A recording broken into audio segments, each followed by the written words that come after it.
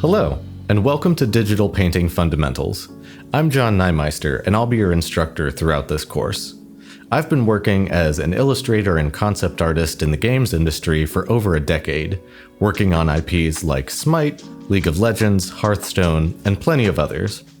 My specialty is in creating high-level marketing and splash-style illustrations.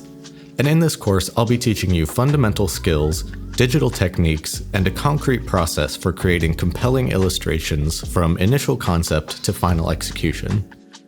By the end of this course, you should have a solid grasp of all the tools and fundamentals required for digital painting, which you can practice and improve on throughout your entire artistic journey. While we will discuss some drawing fundamentals as they're relevant to our process, it's important to note that most of this course will be focused specifically on painting theories.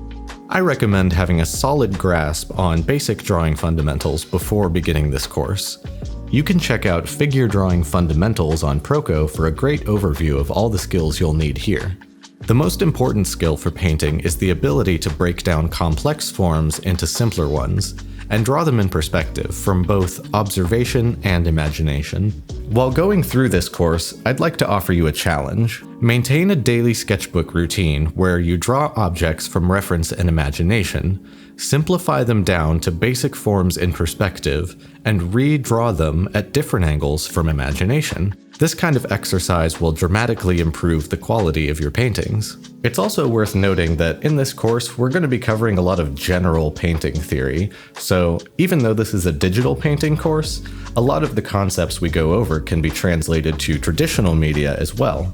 All of the lessons in this course will be demonstrated in Photoshop, as it is the industry standard for entertainment art.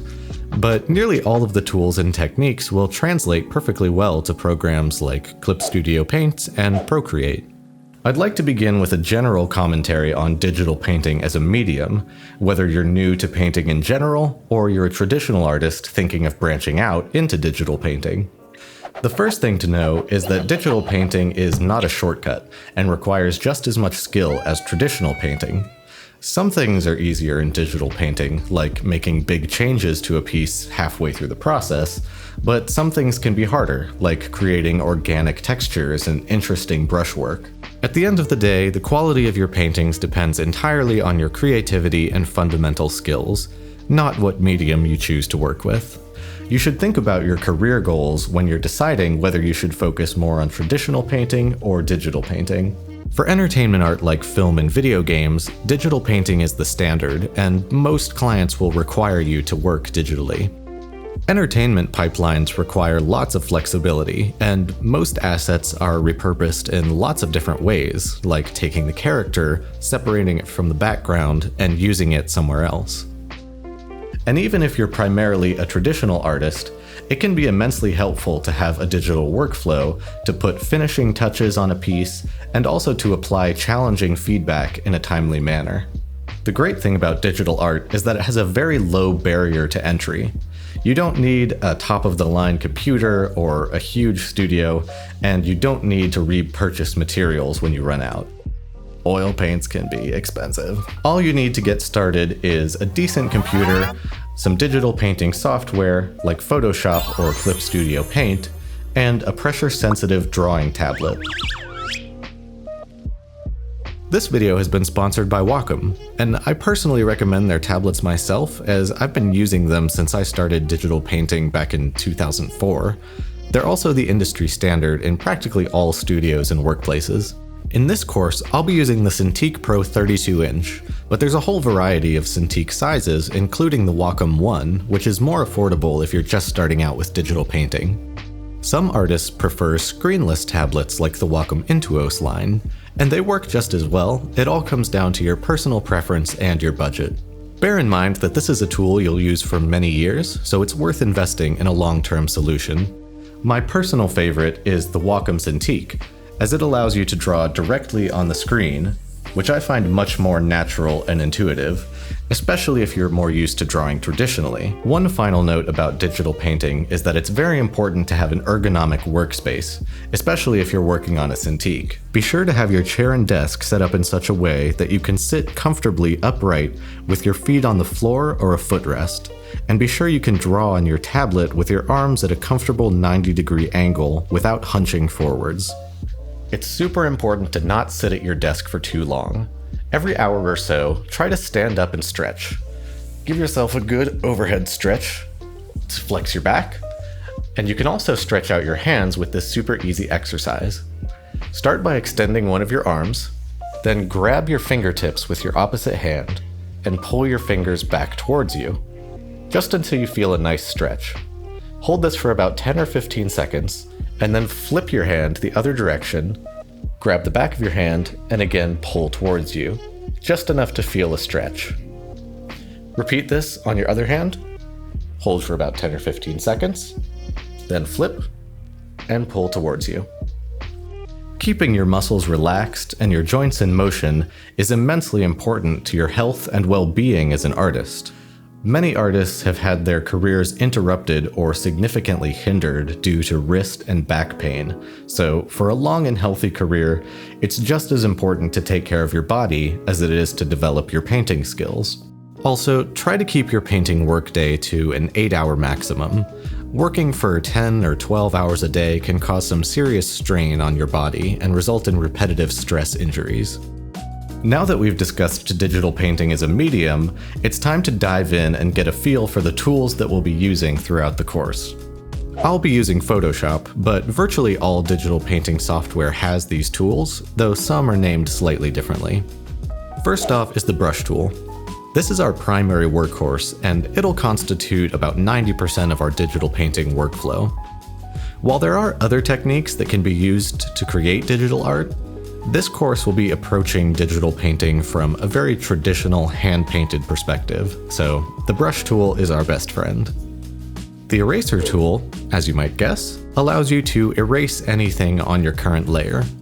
You can use any of your brush tool brushes with the eraser tool, allowing you to erase out a variety of textures and edges.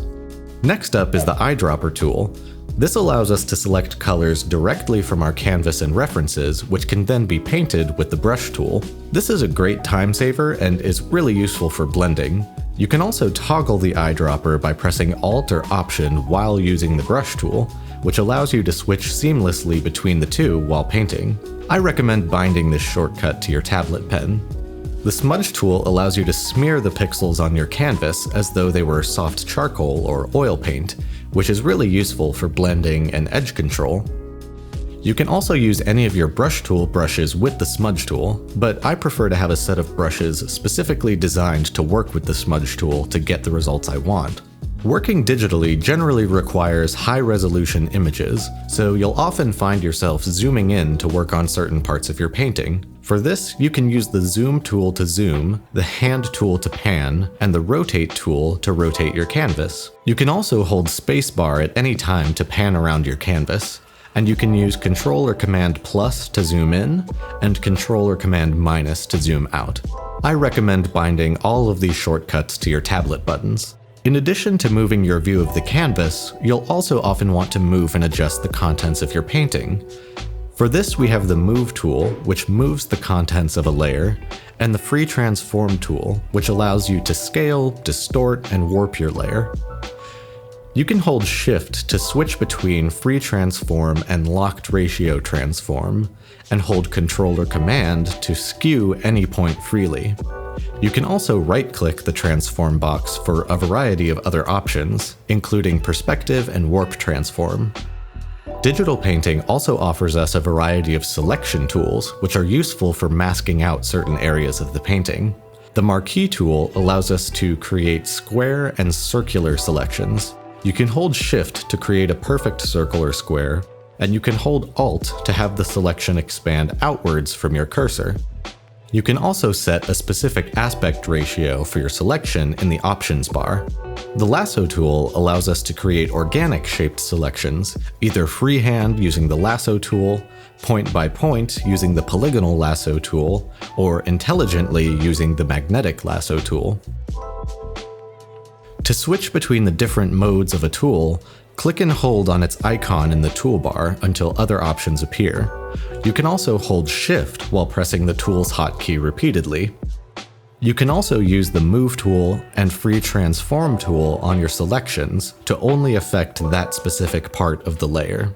There's a lot more tools available to us for digital painting, and we'll get into those in future lessons. But for now, these tools are more than enough to get us started and create some fantastic digital artwork.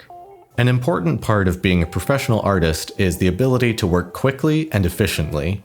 One of the advantages that digital painting offers us is keyboard shortcuts. These allow you to switch between different tools and perform various functions without having to dig through application menus. Familiarizing yourself with your software's hotkeys and assigning the ones you use the most to convenient places like your tablet buttons can save you a ton of time throughout the course of a painting. Most shortcuts in Photoshop are listed next to their relevant tool or function, and you can set up your own shortcuts by going to Edit, Keyboard Shortcuts.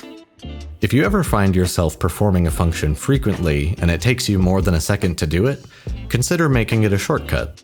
You can also assign any of your Wacom tablet buttons to perform a keyboard shortcut in your tablet settings. Wacom tablets have a fantastic feature called radial menus. In your Wacom tablet properties, you can create a radial menu with shortcuts assigned to your most frequently used functions, and even nest multiple radial menus within each other. You can see here, I use radial menus to switch between the tools and functions I use the most with just a single button on my tablet. Some artists prefer using their keyboard to using tablet buttons, so try both and do whatever feels natural to you. Learning all of your keyboard shortcuts and creating a custom setup that works for you can take a while, but it's well worth it for the increase in speed and efficiency that it provides. I've fine-tuned my shortcuts to the point that I can paint completely without a keyboard, which speeds up my workflow significantly. Another feature of Wacom tablets is that you can set a custom pressure curve. That is, how hard you have to press your pen onto the tablet to reach a full opacity brushstroke. I highly recommend using a softer pressure curve, as it's more like the pressure you use when painting traditionally. It'll also put less strain on your wrist and prevent your tablet surface from getting scratched. Now that we've familiarized ourselves with our tools, we have to create a canvas to actually paint on. It's important to understand the basics of digital images, as many clients will have specific requirements and restrictions in regards to canvas size. Press Ctrl-N to create a new image document. In here, you will see a few parameters, with the most important being width, height, and resolution. Using the drop-down boxes to the right, you can change the measurement type Photoshop uses to create your canvas. It's wise to use the type that best fits the final application of the painting. Most clients will give you pixel dimension requirements for your canvas, so using pixels makes sense. But for print, some clients may ask you for inches or centimeters instead, in which case switching to one of those is more appropriate. When making a new image, changing the resolution doesn't change the actual dimensions of your canvas. It only affects how those dimensions are translated. When changing the resolution of an existing image, the pixel data will scale with the resolution change. As far as the resolution setting of the canvas, it's not super important. Most clients will want you to work at 300 dpi, but what really matters is the pixel dimensions. So just be sure you create a canvas large enough that you can paint your details comfortably without overly taxing your computer. I personally recommend doing final paintings no smaller than 4,000 pixels on the longest side, and my preferred resolution for a 16:9 image is 8,000 by 4,500 pixels. To improve your computer's performance with high-resolution images, Photoshop allows you to use your video card in addition to your CPU. Go to Edit, Preferences, Performance to enable this feature. It also comes with some nice side benefits, such as a smoother display at uneven zoom levels. Lastly, your color space should be RGB 8-bit. You can go higher than 8-bit, but currently there's no practical reason to do so. It is worth noting that if you're working for print, your final image will probably have to be CMYK, but I recommend doing the painting itself in RGB and then converting your final image to CMYK when you're finished. That completes the overview of all the basics we need to begin painting. Although these technical details aren't the most exciting part, becoming comfortable and familiar with your tools is essential to creating an efficient workflow. The more mental energy you spend struggling to use your software, the less mental energy you have available to make good creative decisions.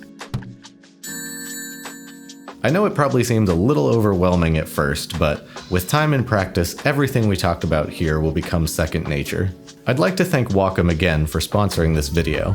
As I mentioned before, I'm using the 32-inch Cintiq Pro, and I've been using Cintiqs for my entire professional career. If you're looking to get started in digital art, I highly recommend all of Wacom's tablets. Whether you want to dive right in with a Cintiq or start off smaller with an Intuos, you'll have everything you need to make great digital art. In the next lesson, we'll be diving deeper into brushes, learning about Photoshop's brush engine, and creating our own custom brush for painting. If you want to learn how to create your own custom brushes for digital painting, sign up for the premium version of this course on Proko.com. The premium course has more lessons, demos, and you can even submit your assignments for a chance to receive personalized feedback. You can also post your work on the Proko forums and share your journey with other artists. Thanks for watching, and I'll see you in the next lesson.